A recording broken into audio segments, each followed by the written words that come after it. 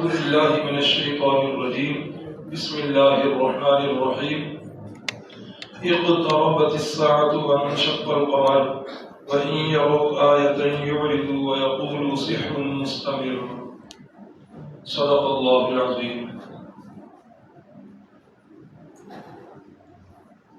رسول اللہ صلی اللہ علیہ وسلم کی ہجرت کے بعد والی جو حیات طیبہ ہے اس کو تو ہم شمار کرتے ہیں 1 ہجری 2 ہجری 3 ہجری اس سے، کیونکہ وہاں حضرت فاروق اعظم کے زمانہ سے جو کیلنڈر ترتیب دیا گیا اس کی ابتدا جو ہے ہجرت سے ہی ہوئی تھی، اور ہجرت سے پہلے جو کیلنڈر ہے اس کو ہم یوں شمار کرتے ہیں کہ 40 سالہ زندگی میں حیات طیبہ میں چونکہ آپ صلی اللہ علیہ وسلم کو نبوت ملی تو اس کے بعد والے سالوں کو ہم یوں کرتے ہیں، پہلا نبوی سال، دوسرا نبوی سال، تیسرا نبوی سال، چوتھا نبوی سال، اس ترتیب سے۔ تو یہ سب کو ترتیب جو ہے وہ زبانی یاد ہونی بھی چاہیے۔ تو آپ صلی اللہ علیہ وسلم کی کل حیات طیبہ کتنی؟ 63 سال۔ آپ صلی اللہ علیہ وسلم کی نبوت سے پہلے والی زندگی سارے بولا کریں تاکہ یہ سبق جو ہے نا ازبر ہو جائے، 40 سال۔ نبوت سے بعد والی زندگی کتنی؟ 23 سال۔ مکہ شریف میں کل زندگی 53 سال اور مدنی زندگی 10 سال۔ آپ صلی اللہ علیہ وسلم کے والد ماجد کی وفات کب؟ آپ کی پیدائش سے پہلے، اور آپ صلی اللہ علیہ وسلم کی ولادت باسعادت جو ہے وہ کب ہوئی؟ واقعہ فیل سے 50-55 دن بعد میں۔ آپ صلی اللہ علیہ وسلم کی والدہ ماجدہ کی وفات، دادا جان کی وفات، اس وقت عمر مبارک 8 سال تھی۔ جی نہیں، یہ ابتدائی زندگی یعنی آپ کی عمر مبارک اس وقت جو ہے وہ 8 سال تھی، اور جس وقت ام المومنین حضرت خدیجہ الکبریٰ سے نکاح ہوا تو اس وقت آپ کی عمر مبارک 25 سال تھی، اور اماں جی کی عمر مبارک اس وقت 40 سال۔ نبوت ملنے سے پہلے بیت اللہ کی تعمیر کی گئی اور اس میں بڑی سخت لڑائی ہونے والی تھی، حجر اسود کی تنصیب کی، تو وہ سارا جو معاملہ ہوا تو اس وقت آپ کی عمر مبارک 35 سال۔ تو نبوت جس وقت ملی، آپ کی روحانی ولادت ہوئی تو اس وقت عمر مبارک 40 سال۔ آپ صلی اللہ علیہ وسلم نے نبوت ملنے سے کتنے سال بعد آپ خفیہ تبلیغ کرتے رہے؟ 3 سال، یعنی پہلا نبوی سال، دوسرا نبوی سال اور تیسرا نبوی سال، یہاں سے نبوی سالوں کی ابتدا ہو رہی ہے۔ اور نبوت ملنے کے بعد چوتھے نبوی سال میں رحمت کائنات صلی اللہ علیہ وسلم نے پھر اعلانیہ تبلیغ شروع کی ہے۔ ہجرت حبشہ جس وقت ہوئی تو وہ نبوی سال کون سا تھا؟ پہلی ہجرت حبشہ، جی 5 ماہ، جزاک اللہ خیرہ۔ تو دوبارہ جو ہجرت حبشہ ہوئی تو اس وقت 6واں نبوی سال، اس وقت 6واں نبوی سال تھا۔ یہ تو ہو گیا سابقہ اسباب کا خلاصہ۔ اور 6 نبوی سال میں ہی حضرت سیدنا حمزہ رضی اللہ تعالیٰ عنہ اور سیدنا عمر ابن الخطاب رضی اللہ تعالیٰ عنہ مسلمان بھی ہوئے اسی 6 سال میں۔ 7واں، 8واں اور 9واں سال، یہ 3 سال بڑے ہی سخت گزرے۔ گوشت کے اس سے پہلے والے سال بھی انتہائی سخت ہے۔ پیچھے آپ سن چکے ہیں کہ صحابہ اکرام رضوان اللہ علیہم اجمعین کے اوپر کیا کیا ستم ڈھائے گئے، لمبی داستان جس میں سے کچھ نمونے جو ہیں وہ آپ کو بتائے گئے۔ پھر صرف صحابہ اکرام پر بس نہیں، آپ کی ذات مقدس پر حملے کیے گئے، بیٹیوں کو طلاقیں دی گئیں، آپ صلی اللہ علیہ وسلم کے گلا مبارک میں کپڑے ڈال کر بل ڈالے گئے، آپ کی گھر کے باہر جو ہے وہ کوڑے کے ڈھیر لگائے گئے، گوبر پھینکے گئے، ہنڈیاں پک رہی تھی اس کے اندر اوجڑیاں پھینکی گئی۔ الغرض جوں ہی نبوت کا دعویٰ کیا تو ہر آنے والا دن پچھلے دنوں سے سخت ہوتا ہے۔ اب جس وقت وہ دیکھ رہے ہیں کہ ہم نے سارے سختیوں کے حربے آزما لیے ہیں، لیکن اتنی سختیوں کے باوجود کوئی ایک بندہ بھی پیچھے نہیں ہٹا، بلکہ مسلمانوں کی تعداد میں دن بدن اضافہ ہو رہا ہے، بڑے پریشان ہیں، سر جوڑ کے پھر بیٹھ جاتے ہیں کہ کریں تو کیا کریں۔ تو پھر مشورہ یہ ہوا کہ اب اور کئی چیزیں انہیں جو ہے نا ناکامی ہوئی کئی چیزوں کے اندر۔ مثلا آپ نے کل سنا ہجرت حبشہ سے جس وقت مسلمان گئے تھے تو انہوں نے بھی اپنا ایک وفد بھیجا، تو ان کا وفد کامیاب ہوا نہیں کامیاب ہوا، تو اس کے اندر ناکامی ہوئی، تو یہ بھی بہت زیادہ ان کو جو ہے دھچکا لگ گیا قریشیوں کو۔ اسلام قریش کے دو عظیم سپوت جرنیل حضرت عمر اور حضرت حمزہ رضی اللہ تعالی عنہما یہ بھی مسلمان ہوئے، تو یہ ان کے لیے اور بہت بڑا دھچکا تھا۔ تو یہ پے در پے دھچکے لگتے گئے اور سختیاں کرتے گئے، لیکن کوئی ایک مسلمان بھی پیچھے نہیں ہٹا۔ دن بدن مسلمانوں کی تعداد کے اندر اضافہ ہو رہا ہے۔ اب یہ بڑے پریشان ہوئے اور اس پریشانی کے عالم کے اندر انہوں نے کہا کہ اب کیا کرنا ہے، اب یہ کریں کہ ان کا سوشل بائیکاٹ کر دیں۔ سوشل بائیکاٹ، یہ دو خاندان، ایک بنو عبد المطلب اور دوسرا بنو ہاشم، یہ دو خاندان ایسے ہیں کہ کوئی بندہ ان کے ساتھ میل جول نہیں کرے گا، کوئی بندہ ان کے ساتھ سلام نہیں لے گا، کوئی بندہ ان کے ہاتھ کوئی چیز فروخت نہیں کرے گا، کوئی بندہ انہیں کھانے پینے والی چیز نہیں دے گا۔ بالکل اس کے اندر اتنا سخت ان کے ساتھ بائیکاٹ کیا جائے تب جا کر شاید ہماری تحریک جو ہے وہ کچھ کامیاب ہو جائے۔ ابو جہل نے سارے قبیلوں کی میٹنگ بلائی اور ان دو قبیلوں کو نہیں بلایا، بنو ہاشم کو اور بنو عبد المطلب کو، ان کو نہیں بلایا، باقی سب کو اس بات پر تیار کیا۔ سارے جس وقت تیار ہو گئے پھر یہ ایک معاہدہ نامہ لکھا گیا اور کہنے لگا کہ یہ معاہدہ لکھ کر ہم نے بیت اللہ کے چھت کے ساتھ لٹکا دینا ہے، کیونکہ بیت اللہ اگرچہ وہ تھے تو مشرک ہی پکے، لیکن مشرک اور کافر کے اندر فرق تو آپ حضرات بخوب بھی جانتے ہیں۔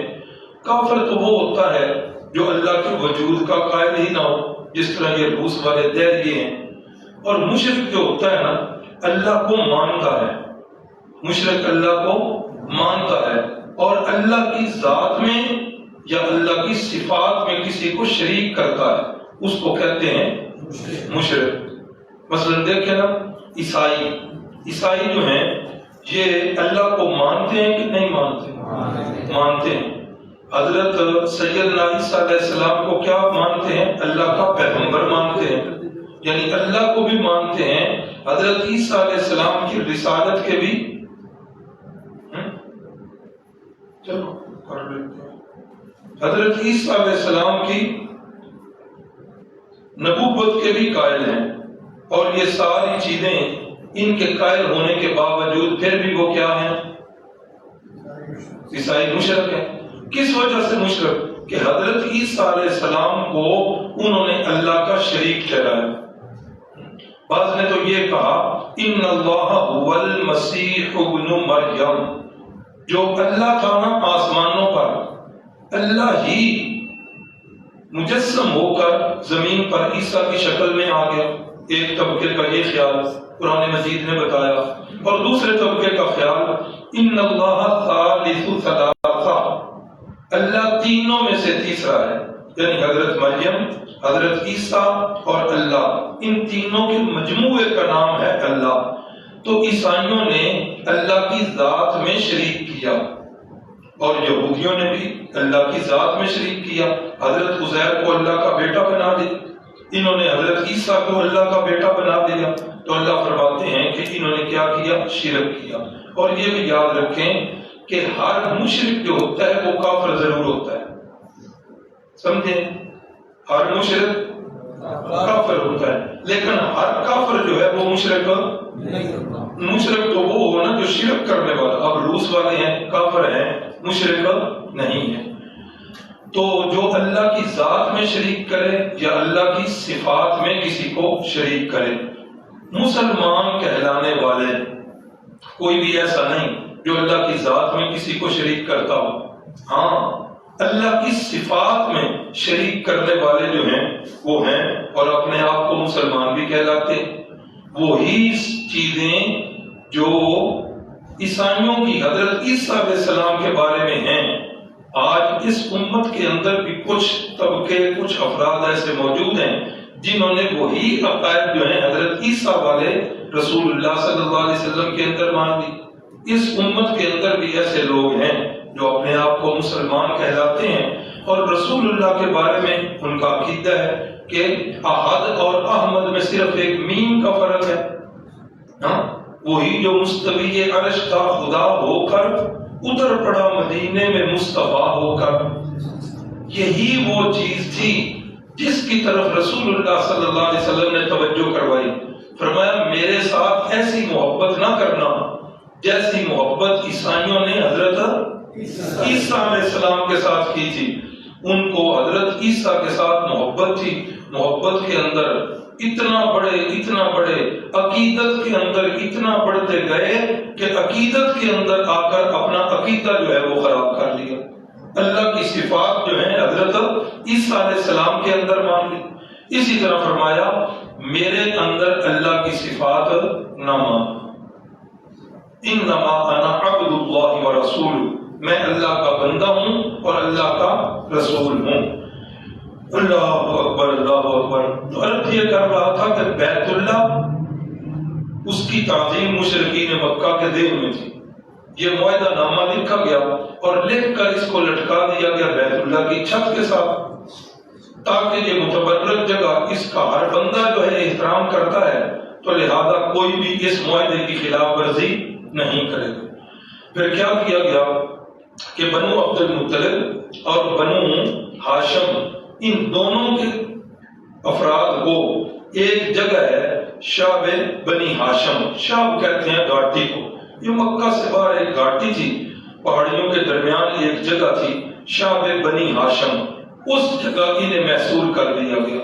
اور اس کے اندر مسلمان تو تھے ہی تھے ان دو قبیلوں کے، لیکن جتنے کفار تھے نا، کفار بھی ان کے ساتھ تھے، یعنی یہ ان دونوں قبیلوں کے جتنے افراد تھے سوائے ایک ابو لہب تھے، ابو لہب ان کے ساتھ نہیں آیا، باقی ان دونوں خاندانوں کے جتنے افراد تھے نا، چاہے وہ مسلمان ہوں یا کافر، ان کو جو ہے ادھر محصور کیا گیا۔ سوال یہ ہوتا ہے ذہن میں کہ چلو مسلمان تو ہو گئے، کفار کو کیوں محصور کیا؟ ان کا قصور، وہ تو ان کے ہم نوا تھے، ان کو اس لیے محصور کیا گیا، ان کے سامنے یہ تقاضا رکھا گیا کہ تم محمد کو جو ہے نا وہ اپنی برات کا اعلان کر دو، تم کہہ دو کہ اس کے ساتھ ہمارا کوئی تعلق نہیں، ہم جانے یا یہ جانے۔ لیکن انہوں نے کہا نہیں، وہ تو ہمارے خاندان کے فرد ہیں، عقیدے کا اختلاف اپنی جگہ، لیکن اگر آپ کوئی غلط قدم اٹھائیں گے تو ہم دفاع کریں۔ اب اسی وجہ سے ان دونوں خاندانوں کے جتنے افراد تھے وہ سارے کے سارے محصور ہو گئے۔ اب آپ اندازہ کریں کہ ایک دن میں ہم کتنی دفعہ کھاتے اور چلتے ہیں، لاکھ مرتبہ، کئی نام رکھے ہوئے ہیں نا، اٹھتے ہی ایک ہمیں ملتی ہے وہ بیڈ ٹی ہوتی ہے، یا جو دیسی مزاج کے ہوتے ہیں اٹھتے ہی ان کو لسی کے 2-3 گلاس چاہیے، پھر اس کے بعد ناشتہ، 11 بجے پھر کوئی نہ کوئی کھانے پینے کی چیز، زور کے بعد پھر جو ہے وہ کھانا، عصر کے بعد پھر چائے۔ اللہ اکبر، اللہ اکبر۔ کبھی ہم نے سوچا کہ بھوک کیا چیز ہوتی ہے؟ معمولی سا اس کا احساس ہوتا ہے رمضان المبارک کے اندر، اگرچہ آپ اے سی آ گئے، وہ ساری چیزیں سہولتیں آ گئیں، لیکن کچھ نہ کچھ احساس ہوتا ہے بھوک کا، وہ بھی کتنے 16 یا 17 گھنٹے بھوکے رہ کر۔ لیکن یہ جو خاندان ہیں ان پر ایک دن کی بات نہیں، 2 دنوں کی بات نہیں، 1 مہینہ یا 2 مہینوں کی بات نہیں ہے، 3 سال ان کو جو ہے محصول کیا، 3 سال سوشل بائیکاٹ۔ یہی حالت بنی پڑی ہے آج غزہ کی۔ کئی لوگ، کئی رفائی تنظیمیں جاتی ہیں اپنا ادھر دینے کے لیے راشن سامان، لیکن وہ کفار، وہ یہودی بدبخت وہاں تک سامان نہیں پہنچنے دے۔ غذائی قلت کا شکار ہیں وہ غزہ کے بچے، فلسطین کے بچے، ماں سے پیدا ہوتے ہیں، پیٹ سے باہر آتے ہیں تو وہ بیچارے بچے ہڈیوں کے ڈھانچے ہوتے ہیں۔ سوشل میڈیا پر آپ نے بھی یقیناً تصویریں دیکھی ہوں۔ بالکل موازنہ کر لیں کہ ان بیچاروں کے ساتھ بھی وہی صورتحال ہو رہی ہے جو اس وقت شعب بنی ہاشم میں رسول اللہ صلی اللہ علیہ وسلم کے خاندان سے ہو رہی ہے۔ یار ہم سیرت کورس پڑھ رہے ہیں، ارادہ کر لیں چلو میں وعدہ تو نہیں آپ سے کرواتا، قسمیں بھی نہیں لیتا، لیکن ایمان کا اتنا تقاضا تو ہونا چاہیے کہ یہودی چیزوں کا بائیکاٹ ہونا چاہیے۔ کریں گے، ایک مہم چلائیں گے، ایک مہم ہو۔ الحمدللہ تحدیث بن نعمت، اپنی تو کوئی چیز ایسی ہے ہی نہیں جسے ہم پیش کر سکیں، اللہ کا فضل کیا تحدیث بن نعمت آج 4 سال ہو گئے اس بائیکاٹ کے اندر، آج تک جو ہے ان چیزوں سے کوک، پیپسی، سپرائٹ الحمدللہ ثم الحمدللہ بچا ہوا، کچھ بھی نہیں ہوا۔ جانا پڑتا ہے ایسے دعوتوں پر جہاں پانی ہے تو وہ نیسلے کے، وہ بھی یہودیوں کے، وہ دوسرا ہے ایک کوک والوں کا، اس کا کیا نام ہے جی، لاسانی، ہاں وہ بھی یہودیوں کا۔ تو ایسی دعوتیں بھی ہوتی ہیں جن کے اندر یہی پانی اور یہی بوتلیں ہوتی ہیں۔ یقین کریں ویٹر جو ہیں وہ ہمارے ادھر ایک بھائی آتے ہیں، ان کے بھائی جو ہیں وہ میرے جہاز میں، تو انہیں کہتے ہیں یا وہ دوسرے پانی کی بوتل لا دیتے ہیں یا انہیں کہتے ہیں ٹوٹی سے لے اور یہ پینا منظور ہے۔ لیکن یہودیوں کے ساتھ جو ہے وہ کوئی ہمارا 1 روپیہ بھی ان کو نہیں جانا چاہیے۔ یہ ہمارا جو چھوٹا ہے محمد، یقین کریں وہ گھر میں چونکہ یہ باتیں چلتی رہتی ہیں، اب اس کو بھی یہودیوں کے جو بسکٹ ہیں ان کی پہچان ہو گئی ہوئی ہے، نہیں خریدتا وہ جا کر اور ایسی چیزیں نہیں خرید۔ الحمدللہ ثم الحمدللہ ہمارے گھر میں تو تقریباً 99% ان چیزوں کا بائیکاٹ ہے۔ صابن ہے تو وہ بھی یہودیوں کے نہیں، تبت کا صابن استعمال کرتے ہیں، پاکستانی صابن ہے، وزن میں بھی زیادہ ہے اور اچھا بھی، کچھ بھی نہیں ہو رہا۔ ایک ہم نے ایسے مزاج بنا لیا ہوا ہے، تو یہ مزاج ہمارے غلط ہیں۔ ہر وہ پیسہ جس سے یہودی کو سپورٹ ہوتی ہو، خدا کے لیے غزہ کے بچوں کی خاطر جو ہے بائیکاٹ کریں۔ ایسی چیزوں کے ساتھ ہمارا تعلق نہیں ہونا چاہیے۔ کئی لوگ جو ہیں ادھر سے اسپیشل جاتے ہیں، حیران ہوتا ہوں میں سن کے، جی موٹر وے پر KFC میں گئے، انا للہ و انا الیہ راجعون، اللہ اکبر۔ تو 3 سال تک یہ سوشل بائیکاٹ رہا ہے، اور اتنا سخت بائیکاٹ کہ صرف بائیکاٹ کر کے وہ لوگ گھروں میں نہیں بیٹھے بلکہ پہرے لگے ہوئے ہیں چاروں طرف کہ کوئی بندہ ان کو پہنچا تو نہیں رہا غذا، کوئی کھانے پینے کی چیز دے تو نہیں رہا۔ باہر سے پتہ چلتا ہے کوئی قافلہ آ رہا ہے کوئی چیز بیچنے کے لیے، یہ مکے کے لوگ آگے بڑھ کر جا کر اس سے وہ چیزیں خرید لیتے ہیں تاکہ اس خاندان کا بندہ کوئی خرید نہ سکے۔ کھانے پینے والی چیزیں کتنی ہوتی ہیں، فریجیں تو اس وقت تھی نہیں کہ جن میں سٹاک کیا جا سکے۔ اب وہ جو چیزیں تھیں خشک تھیں یا تر، وہ دنوں میں یا ہفتوں میں ختم ہو گئی۔ اللہ اکبر اللہ اکبر۔ یہ آل رسول پر اتنا مشکل وقت آیا، اتنا مشکل وقت آیا کہ ان بیچاروں نے درختوں کے پتے کھا کر جو ہے وہ گزارے۔ اور ساتھ والے بتاتے ہیں کہ ایسے ہوتا تھا کہ پخانے کی جگہ جو ہے جس طرح اونٹوں کی مینگنیاں ہوتی ہیں یا بکریوں کی مینگنیاں ہوتی ہیں، اس طرح پخانے کی صورت میں بھی ہمیں پخانا آتا تھا، اتنا سخت تھا۔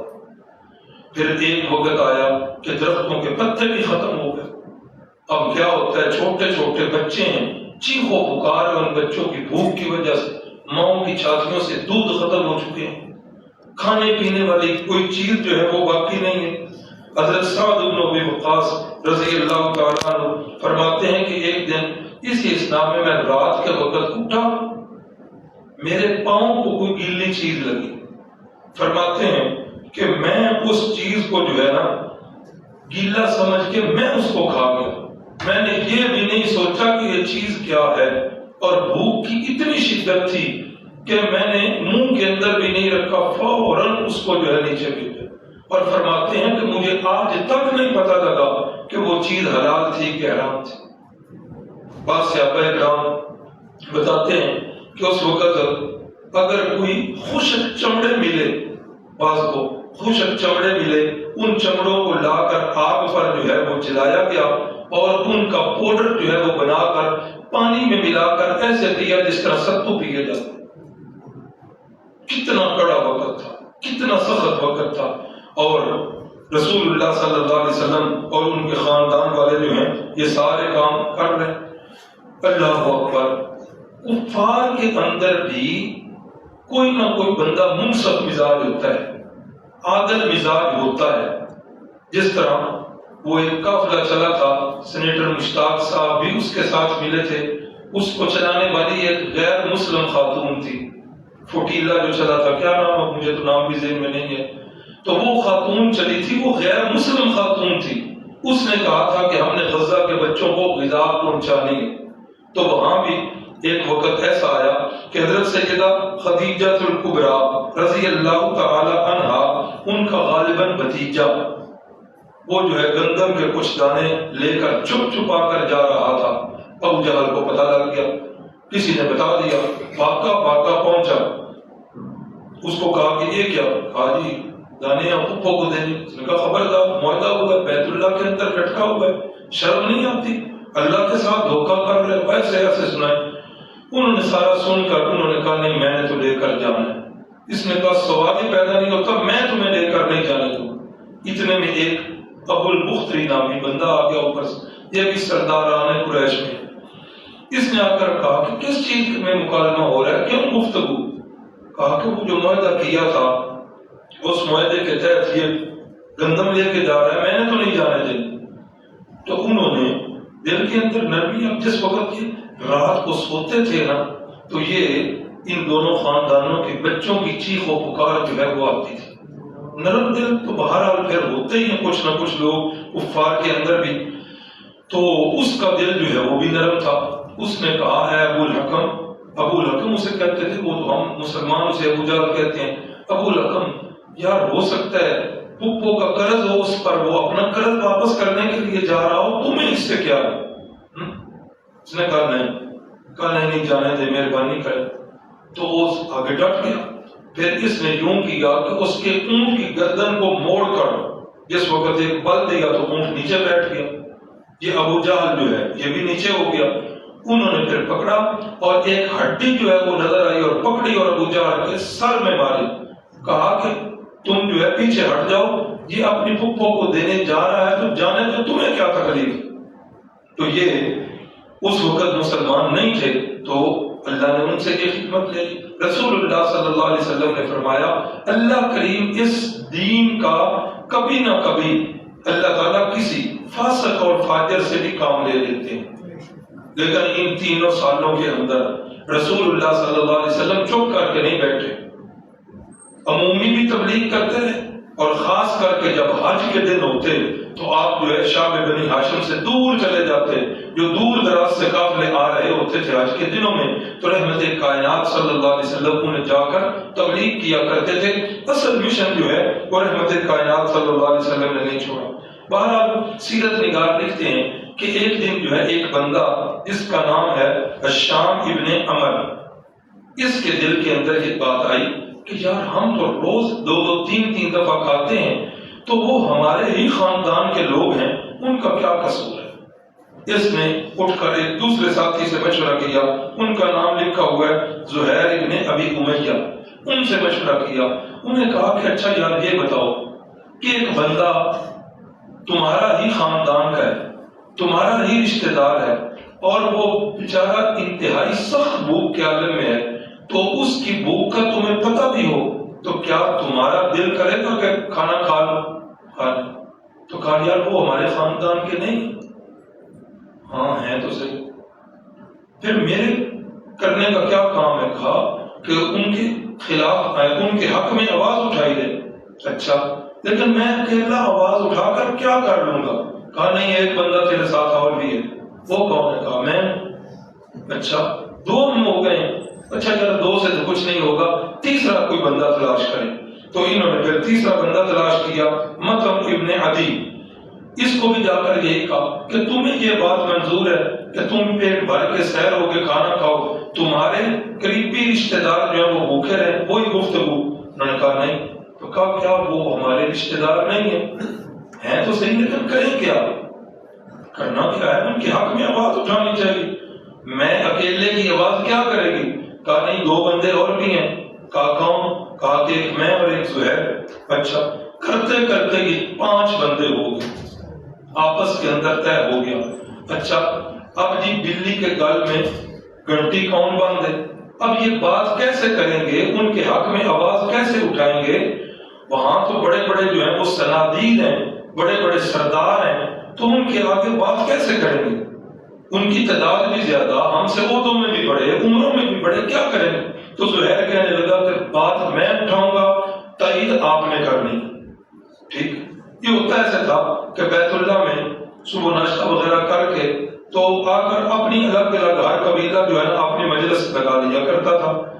تو پھر ایسا ہوا کہ جس وقت یہ بیٹھے ہوئے تھے اپنی مجالس میں تو زہیر جو ہیں وہ تشریف لائے، اور یہ رسول اللہ صلی اللہ علیہ وسلم کے رشتہ دار بھی ہیں، اور یہ آئے اور انہوں نے آ کر جو ہے وہ چکر لگائے ہیں ساتھ بیت اللہ کے۔ بیت اللہ کا چکر لگانے کے بعد انہوں نے کہا کہ بھائی آپ سارے سن رہے ہیں، اتنا عرصہ ہو گیا کسی کے دل میں یہ بات آ ہی نہیں رہی۔ ہمارے سینے کے اندر دل ہیں کہ کیا ہے؟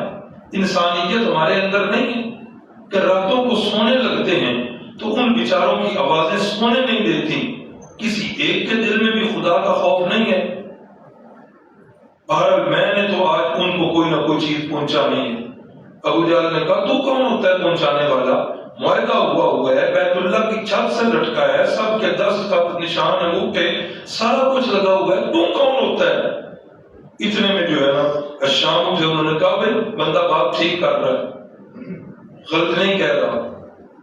ادھر سے یہ اٹھے، ادھر سے مطعم عدی اٹھے، ادھر سے ابو البختری اٹھے، زمع بن اسود، یہ سارے لوگ۔ اب یہ تھا بے ایمان بڑا شاطر آدمی ابو جہل۔ اب اس نے دیکھا نا کہ 5 بندے جو ہیں ایک کام پہ اٹھ گئے، اس نے کہا اچھا لگتا ہے کہ یہ مشورہ رات کو ہو چکا ہے۔ ہاں پلیت آدمی سے یہ مشورہ رات کو ہو چکا ہے، یہاں نہیں یہ مشورہ ہوا، یہ مشورہ رات کو ہو چکا ہے۔ بہرحال جو ہے وہ گفتگو شروع ہو گئی، کچھ لوگ حق میں کچھ مخالف۔ ابھی یہ بحث مباحثہ چل رہا تھا، گفتگو کے اندر شدت آ گئی۔ اتنے میں سیدنا علی المرتضیٰ کے والد ابو طالب جو ہے وہ بیت اللہ میں تشریف لے۔ کہا کیا ہو رہا ہے؟ بتایا کہ یہ معاملہ ہو گیا، بائیکاٹ کیا ہوا ہے۔ ابو طالب کہنے لگے لڑو نہیں، میں تمہیں ایک بڑی عجیب بات بتاتا ہوں۔ کہا کیا بات؟ کہا کہ میرا بھتیجا، اس نے مجھے یہ خبر دی ہے کہ وہ جو معاہدہ لکھ کر سارے قبیلوں کے دستخط ہو کر تم نے بیت اللہ کی چھت کے ساتھ لٹکایا ہوا ہے، میرا بھتیجا محمد اونچی آواز سے صلی اللہ علیہ وسلم وہ کہہ رہا ہے کہ اس ساری تحریر کو دیمک کا کیڑا جو ہے وہ چاٹ گیا ہے۔ سبحان اللہ اکبر۔ جہاں اس پوری تحریر میں جہاں اللہ کا نام لکھا ہے وہ نام جو ہے محفوظ ہے، باقی ساری تحریر کو دیمک کا کیڑا جو ہے وہ چاٹ گیا، ختم کر گیا۔ کہا کہ اچھا بات سنو، اب ہم میں سے تو کوئی بندہ ادھر آیا نہیں، ادھر بھی تالا ہے، چابی عثمان بن طلحہ کے پاس ہے، پوچھ لیں اس سے۔ اب ایسا کرو لڑو نہیں، وہ تحریر چیک کرو، اگر میرا بھتیجا سچا ہے تو پھر اپنے فیصلے کو واپس لو، اور اگر میرا بھتیجا سچا نہیں تو چلو پھر جو ہے آپ سچے۔ سب نے کہا نہیں یہ کیسے ہو سکتا ہے؟ کہا گفتگو کا فائدہ نہیں، کھولو۔ بیت اللہ کا دروازہ کھولا گیا تو بیت اللہ کے دروازے کھول کر اندر جب چھت سے وہ معاہدہ دیکھا، جہاں اللہ کا نام لکھا تھا وہ محفوظ تھا، باقی ساری کی ساری تحریر کو دیمک کا کیڑا کھا چکا۔ سبحان اللہ، اللہ اکبر اللہ، نصرت خداوندی کا ایک بہت بڑا نمونہ۔ اچھا، کس نے یہ معاہدہ لکھا تھا؟ اس کا نام لکھا ہوا ہے بغیر ابن عامر۔ تو اس معاہدہ لکھنے والے کے ہاتھ جو ہیں یہ شل ہو گئے تھے۔ اللہ اکبر اللہ اکبر۔ تو جس وقت یہ سارے معاملات ہوئے تو اسی کے بعد جو ہے یہ شعب بنی ہاشم کا جو سوشل بائیکاٹ تھا یہ پھر اپنے انجام کو پہنچا اور یہ ختم ہو گیا۔ اور الحمدللہ صحابہ اکرام یا یہ جو مسلمان ہوئے تھے ان دونوں خاندانوں میں سے اتنے کڑے اور سخت وقت کے اندر ایک بندہ بھی پیچھے نہیں ہٹا۔ انہی 3 سالوں کے اندر ایک اور واقعہ بھی پیش آیا ہے جس کو کہتے ہیں معجزہ شق القمر۔ یہ دوسرے نام پر لکھا۔ شق کا معنی کیا؟ وہ پیچھے پڑا ہے نا، شق صدر۔ شق صدر کا معنی سینہ مبارک کا چیرنا، چاک ہونا۔ تو یہ شق قمر یعنی چاند کا چیرنا، چاند کا 2 ٹکڑے ہونا، یہ معجزہ ہے۔ تو یہ لکھا ہوا ہے کہ ولید ابن مغیرہ اور ابو جہل اور اس کے ساتھ اور 2-3 بندے یہ آئے ہیں بارگاہ رسالت مآب صلی اللہ علیہ وسلم کے اندر، آ کر کہنے لگے کہ یار یہ روز روز کی لڑائی اچھی نہیں ہے، آپ ہمیں کوئی ایسا کام دکھا دو جس کام کو دیکھ کر ہم آپ کو اللہ کا سچا نبی سمجھیں اور وہ کام انسانوں میں سے کوئی بھی نہ کر سکتا۔ اچھا کیا کریں جی؟ سوچ کر کسی کی نظر پڑی چاند کی 14ویں تاریخ تھی، کہا کہ یہ چاند جو ہے اس کے 2 ٹکڑے کر سکو گے؟ کہا چلو ٹھیک ہے۔ آپ نے اللہ کریم سے دعا کی اور دعا کر کے میرے محبوب صلی اللہ علیہ وسلم نے اپنی انگشت شہادت والی انگلی کے ساتھ یوں جو ہے نا اشارہ کیا۔ آپ کی انگلی مبارک کا اشارہ ہونا تھا کہ چاند کے 2 ٹکڑے ہو گئے۔ چاند وہ جو 14ویں رات کا مکمل پورا چاند تھا اس کے 2 ٹکڑے ہو گئے، ایک ٹکڑا ایک پہاڑی پر اور دوسرا ٹکڑا دوسری پہاڑی پر۔ اب یہ اتنا عجیب سا واقعہ تھا کہ سیرت نگار لکھتے ہیں کہ وہ ان کو اپنی آنکھوں پر یقین نہیں آ رہا، آنکھیں ملتے ہیں، پھر آنکھیں کھول کے دیکھتے ہیں، پھر کپڑے کے ساتھ ملتے ہیں، پھر آنکھیں پھاڑ پھاڑ کے دیکھتے ہیں، ہے یہ ایسا؟ پھر یہ چیزیں گوئیاں کہ اس محمد صلی اللہ علیہ وسلم نے نعوذ باللہ ہماری آنکھوں پر جادو کر دیا۔ اچھا ایسا کرتے ہیں، رات ہے نا، صبح ہوگی تو جو باہر سے قافلے آئیں گے ان سے پوچھیں گے یہاں تو یہ کام ہو گیا۔ تو روایات میں لکھا ہے کہ مغرب اور عشاء کے درمیان یہ تقریباً 1.25 یا 1.5 گھنٹے کا وقت ہوتا ہے، اتنا وقت یہ چاند کے دونوں ٹکڑے الگ الگ رہے، پھر اللہ کے حکم سے یہ دونوں ٹکڑے مل گئے۔ اچھا رات سو گئے، صبح جس وقت قافلے آئے نا اطراف و اکناف سے، ان سے پوچھا کہ رات کوئی خاص چیز تم نے دیکھی ہے؟ ہاں دیکھی ہے۔ کیا دیکھی ہے؟ کہا کہ یہ دیکھا ہے کہ چاند کے 2 ٹکڑے ہو گئے ہیں، ایک ٹکڑا ادھر تھا دوسرا ٹکڑا ادھر تھا اور کافی دیر ایسا رہا۔ اللہ اکبر۔ اب بجائے اس کے کہ اپنے وعدے کے مطابق مسلمان ہوتے، لیکن پھر بکواس انہوں نے وہی پرانی کی کہ محمد صلی اللہ علیہ وسلم کا جادو جو ہے یہ چاند پر بھی چل گیا۔ مختلف اوقات کے اندر یہ جو ہے نا وہ اپنے مطالبات پیش کرتے رہتے تھے۔ اب صحابہ اکرام پر جو ہے وہ مکے کی زمین تنگ ہے، سختیاں اسی طرح ہیں۔ اسی اسلام میں 2 اس وقت کی سپر پاورز، ایک کا نام ہے روم اور ایک کا نام ہے فارس۔ موجودہ نام فارس کا ایران اور روم کا موجودہ نام اٹلی۔ اب وہاں میرا خیال ہے اٹلی کا جو دارالحکومت ہے نا شہر، اس شہر کا نام انہوں نے روم رکھا ہوا ہے۔ پہلے تو یہ سلطنت تھی بہت بڑی، تو یہ 2 سپر پاورز تھی بہت بڑی دنیا کے نقشے پر، جس طرح ہمارے بچپن میں 2 سپر پاورز تھی، ایک روس اور ایک امریکہ۔ ایک کے ٹکڑے اللہ نے کر دیے، ہوئے کہ نہیں ہوئے روس کے؟ اور انشاءاللہ ثم انشاءاللہ امریکہ کے بھی ٹکڑے ہوں گے. یہ میرا دعویٰ نہیں، یہ قرآن کا دعویٰ ہے. والذی ارسل رسولہ بالہدی ودین الحق لیظہرہ علی الدین کلہ. اللہ نے اپنے پیارے محبوب کے دین کو سارے دینوں پر غالب کرنا ہے. باقی سارے مذہب ختم ہونے ہیں، میرے نبی کا دین ساری دنیا کے دینوں پر کیا ہونا ہے؟ غالب ہونا ہے. تو ان دونوں کی جنگ لگ گئی. تو ایرانی جو ہیں فارسی، ان کا مذہب کیا تھا؟ مجوسی. اور عبادت کس کی کرتے تھے؟ آگ کی. اللہ کے وجود کے قائل ہی نہیں ہے. اور رومیوں کا مذہب جو تھا وہ عیسائی مذہب تھا. کیا مذہب تھا؟ عیسائی مذہب تھا. اب مکے کے اندر بھی ایک مشرک ہے اور ایک مسلمان ہے. مسلمانوں کا قلبی رجحان جو ہے یہ رومیوں کے ساتھ تھا، ہمدردیاں. ہاں، جس طرح بھی وہ ایران اور امریکہ کی جنگ ہوئی تو بعض کی ہمدردیاں ادھر، بعض کی ہمدردیاں ادھر، وغیرہ وغیرہ. تو یہ ایک فطری چیز ہے. تو اس طرح مسلمانوں کی ساری ہمدردیاں عیسائیوں کے ساتھ تھی اور مشرکین مکہ کی ہمدردیاں ساری کس کے ساتھ تھی؟ فارسیوں کے ساتھ، ایرانیوں کے ساتھ تھی. اللہ اکبر. مسلمانوں کی ہمدردیاں اس لیے تھیں کہ عیسائی چلو ہیں تو مشرک لیکن اللہ کے وجود کے قائل ہیں، نبوت و رسالت کے قائل ہیں، قیامت کے قائل ہیں. کچھ چیزیں تو ان کی ہمارے ساتھ ملتی ہیں. اب کیا ہوا؟ دونوں کی آپس کے اندر جنگ ہو رہی ہے اور اس جنگ کے اندر جو ہے ایرانی یہ غالب آ گئے. ایرانی اور رومی مغلوب ہو گئے.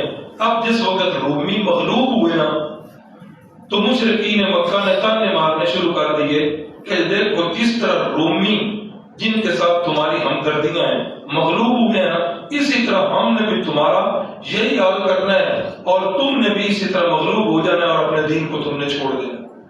اللہ اکبر. اسی اسنا میں سورۃ الروم کا نزول ہوا.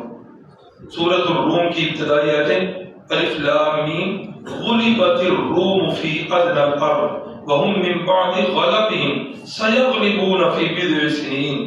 کہ آج رومی مغلوب ہو رہے ہیں اور فرمایا چند دنوں کے بعد، چند سالوں کے بعد رومی جو ہے وہ غالب ہو جائیں گے ان قریب.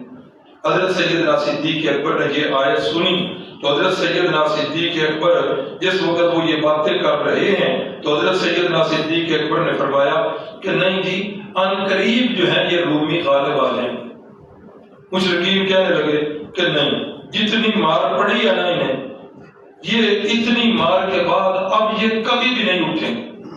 آگے سے ابی بن خلف جو ہے وہ آ گیا. حضرت سیدنا صدیق اکبر کی بات ہو گئی. حضرت سیدنا صدیق اکبر نے کہا نہیں یہ ایسا ہوگا. اس نے کہا کہ آپ کبھی بھی نہیں اٹھ سکے. شرط لگ گئی 3 سال کی، 4 سال کی تھا تو حضرت کتنے اونٹ کی؟ 10 اونٹ. 10 اونٹوں کی شرط لگ گئی کہ 3 سالوں کے بعد جو ہے یہ رومی غالب آ گئے. سیدنا صدیق اکبر نے آ کر رسول اللہ صلی اللہ علیہ وسلم کو بتایا تو رحمت کائنات نے فرمایا قرآن نے 3 سال کا لفظ نہیں بولا، قرآن نے لفظ بولا بضع سنین. اور بضع کا اطلاق جو ہے یہ 3 سے لے کر 9 تک ہوتا ہے. آپ ایسا کرو کہ یہ 9 تک کا حصہ ادھر سے بھی بڑھا لو اور ادھر سے اونٹوں کی تعداد جو ہے وہ بڑھا لو. اللہ اکبر. پھر حضرت صدیق اکبر چلے گئے کہ 9 سال کا بھی عرصہ ہے. اس نے کہا 9 کیا 90 سال بھی ایسا نہیں ہوگا. یہ چلو ٹھیک ہو گیا کہ اونٹوں کی تعداد بھی بڑھ گئی اور 9 سال ہو گئے. اللہ اکبر. پھر ایسا ہوا کہ جس دن بدر کی فتح ہوئی وہ انشاءاللہ اپنی جگہ پر آ جائے گا. جس دن بدر کی فتح ہوئی تھی اسی دن اللہ نے رومیوں کو مجوسیوں پر پھر غالب کر دیا اور قرآن کی یہ پیشین گوئی پوری ہو چکی تھی. اللہ اکبر اللہ اکبر. کوئی ساتھی اس میں سے اب یہ شرط کی جائز ہونے کی جو ہے نا بات نہ نکالے کہ رسول اللہ نے حضرت صدیق اکبر سے کہا کہ شرط اور بڑھا دو. نہیں، یہ ابھی مکی زندگی کی ابتدا ہے. ابھی تو کوئی احکام جو ہے وہ فرض ہی نہیں ہوئے. وہ احکام سارے کے سارے تو مدینے میں جا کر ہوئے اور یہ شرط لگانا اس طرح کی یہ شرعی طور پر جائز نہیں ہے. تو یہ بھی انہی سالوں کے اندر آئے. اب جن نبوت کا 10واں سال جو ہے وہ شروع ہو چکا ہے اور نبوت کا 10واں سال اس کو سیرت نگار لکھتے ہیں عام الحزن، عام عین کے ساتھ۔ عام عربی زبان کے اندر سال کو کہتے ہیں، اور الحزن یہ کہتے ہیں غم کو۔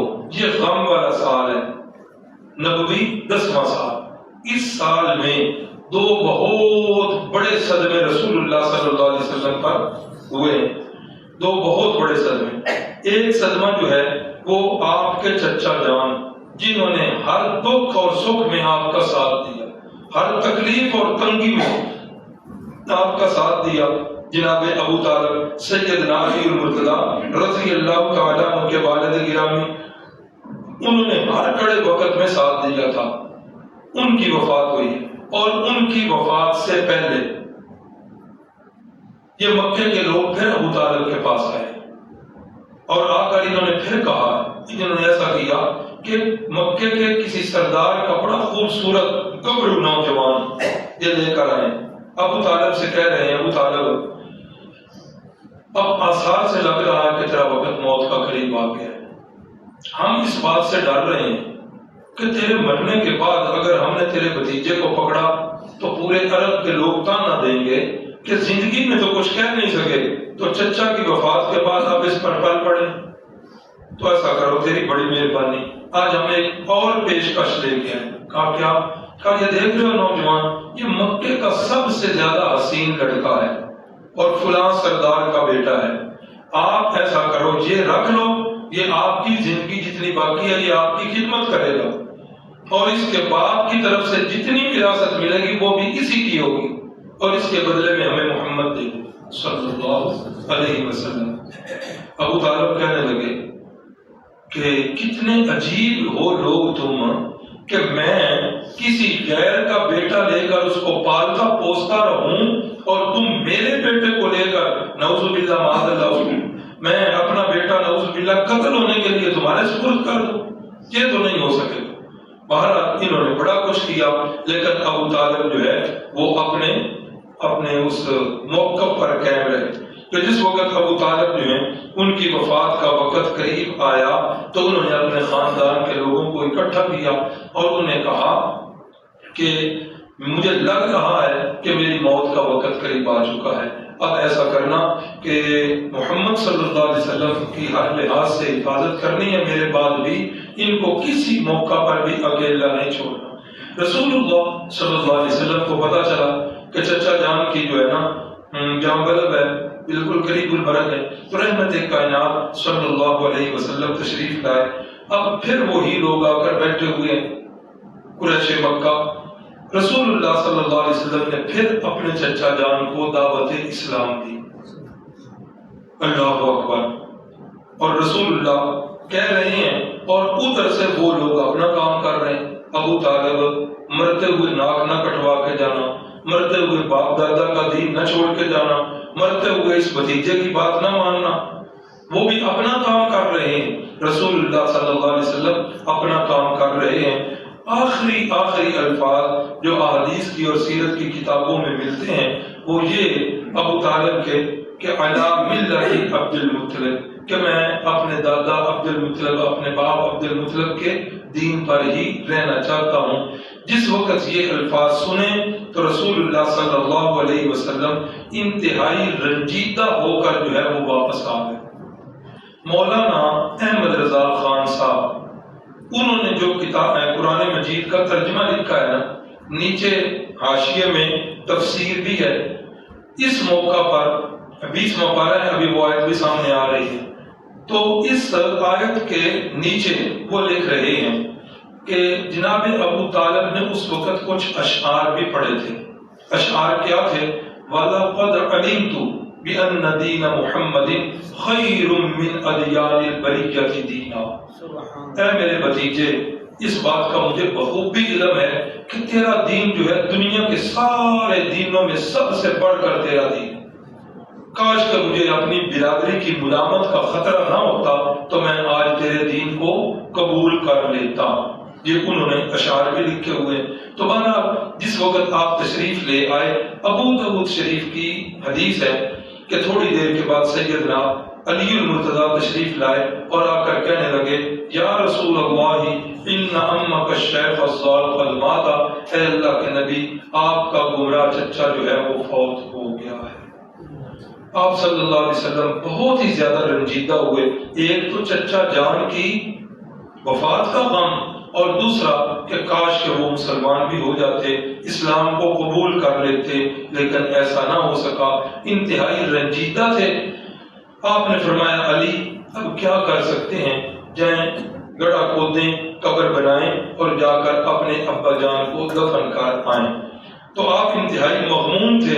اللہ کریم نے یہ آیات نازل فرما دی انک لا تہدی من احببت ولکن اللہ یہدی من یشاء، اے میرے محبوب پیغمبر صلی اللہ علیہ وسلم آپ بھی جس بندے کے ساتھ بڑی محبت کرتے ہیں آپ بھی اس کو ہدایت نہیں دے سکتے، لیکن اللہ یہدی من یشاء، ہدایت اللہ کے پاس ہے، اللہ جس کو چاہے گا وہ ہدایت دے گا۔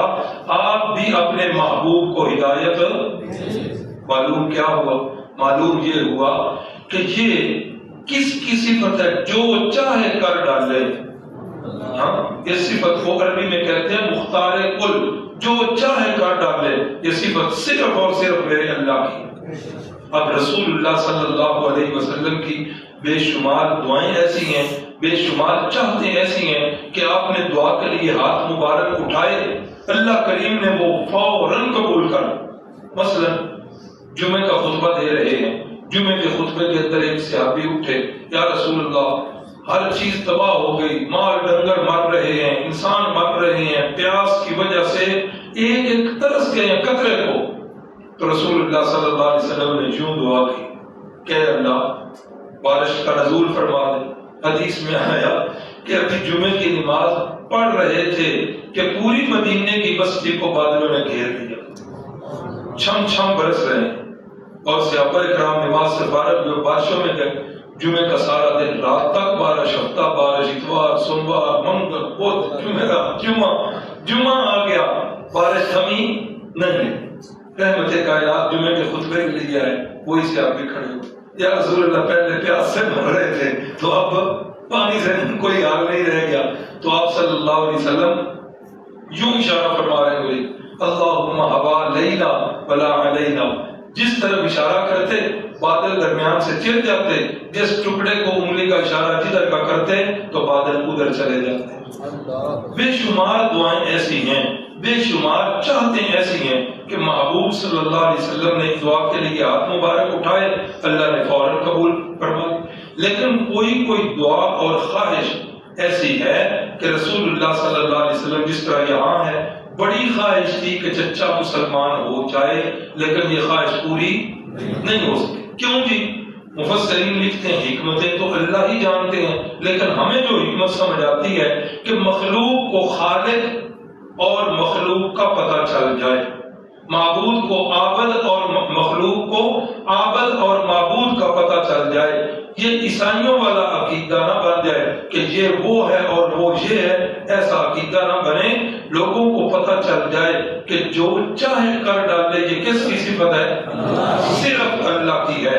پیغمبر صلی اللہ علیہ وسلم کی بھی یہ صفت نہیں کہ وہ مختار کل ہوں، جو چاہے کر ڈالیں، ایسا نہیں ہے۔ قرآن مجید نے یہ صفت ان الفاظ میں سمجھائی ہے وَرَبُّكَ يَخْلُقُ مَا يَشَاءُ وَيَخْتَارُ مَا كَانَ لَهُمُ الْخِيَرَةُ، تیرے رب کی یہ صفت ہے کہ وہ جو چاہتا ہے کر ڈالتا ہے۔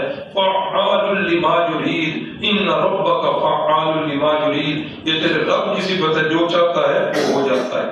تو یہ ایک بہت بڑا سانیہ پیش آیا۔ اور دوسرا جو سانیہ پیش آیا، بعض روایات میں ہے کہ 3 دن بعد اور بعض میں ہے کہ نہیں، تقریباً 2 مہینے کے بعد دوسرا بڑا سانیہ، اسلام کی خاتون اول ام المؤمنین حضرت خدیجہ الکبریٰ، ان کی وفات جو ہے وہ بھی اسی سال کے اندر ہو گئی ہے، اور یہ سال جو ہے یہ نبوی سالوں میں یہ عام الحزن اسی وجہ سے کہلاتا ہے۔ ام المؤمنین خدیجہ الکبریٰ بوقت وفات 65 سال عمر مبارک ہے، اور میرے نبی پاک صلی اللہ علیہ وسلم کے ساتھ 65 سال میں سے 40 نکال لیں تو باقی کتنا بچ گیا جی 25 سال، یعنی ایک صدی کا ربع ٹائم جو ہے وہ گزر چکا ہے. یہ جلا دیں بیٹھے اگر جلدی سے. ایک صدی کا صلی اللہ علیہ وسلم کی رفاقت میں رہی ہے. ادھر والی ٹیوب جل جائے گی، یہ سامنے ادھر والی بھی جل جائے گی. اللہ اکبر. ان 25 سالوں کے اندر ایک فعل بھی ایسا نہیں ہوا ام المومنین خدیجہ الکبریٰ سے کہ جس فعل سے رسول اللہ صلی اللہ علیہ وسلم کا قلب مطہر جو ہے وہ دکھا. 25 سالوں کے اندر. اور اسلام کی یہ جو خاتون ہیں ان کے اتنے فضائل ہیں یہاں آ کر پھر ایک بحث چل پڑتی ہے کہ شان جو ہے حضرت سیدہ خدیجہ رضی اللہ تعالیٰ عنہ ان کی شان زیادہ ہے یا ام المومنین حضرت عائشہ کی شان زیادہ ہے.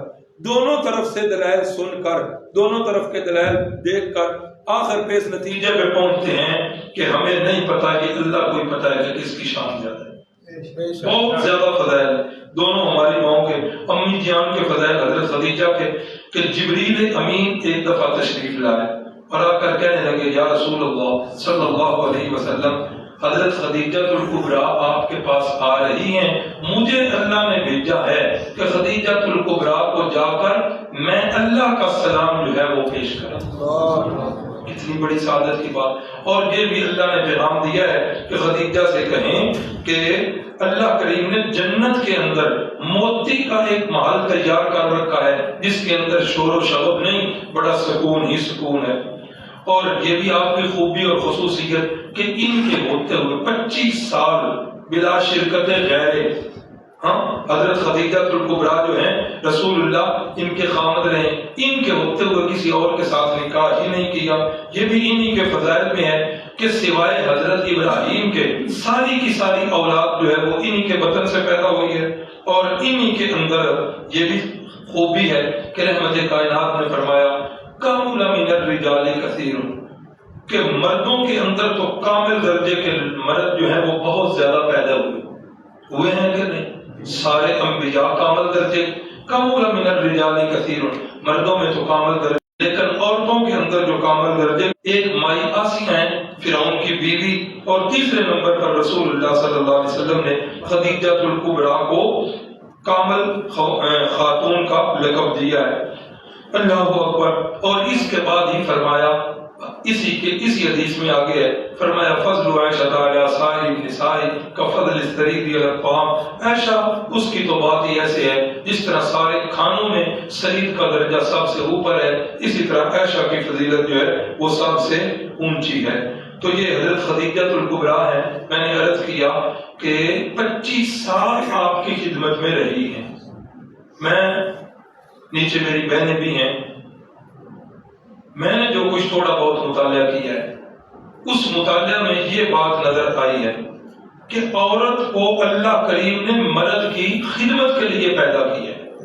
عورت کو مرد کی خدمت کے لیے پیدا کیا ہے. ہاں کوئی مرد ایسا بد نصیب جو اپنی بیوی کو کسی غیر شرعی کام کا حکم دے، عورت کے ذمہ لازم ہے کہ وہ اس کی بات نہ مانے. غیر شرعی کام کا، غیر شرعی شریعت کے مقابلے میں لا طاعت لمخلوق فی معصیت الخالق، کہ رب کی نافرمانی میں مخلوق کی فرما برداری جائز نہیں. باقی گھریلو امور کے اندر، خاندانی معاملات کے اندر جو ہے عورت کو ہر لحاظ سے خامد کی اطاعت پر پابند کیا گیا ہے. اور خامد بھی یہ کہہ رہے ہیں کہ لوگوں تم میں مردوں میں بہتر مرد وہ ہے جو اپنے اہل و عیال کے لیے بہتر ہو. فرمایا انا خیر لآلیا، میں اپنی بیویوں کے لیے، اپنے گھر والوں کے لیے میں بھی بڑا بہتر ہوں. یعنی یہ ہیں تو گاڑی کے دونوں پہیے، دونوں کو جو ہے اس طرح کی زندگی گزارنی چاہیے کہ ایک مثالی زندگی ہو. یہی وجہ ہے کہ 25 سال ہماری اماں جان رہی ہیں اکٹھے، ایک صدی کا چوتھا حصہ، لیکن کوئی ایک فعل یا قول ان سے ایسا سرزد نہیں ہوا کہ جو رسول اللہ صلی اللہ علیہ وسلم کا جس سے دل دکھا.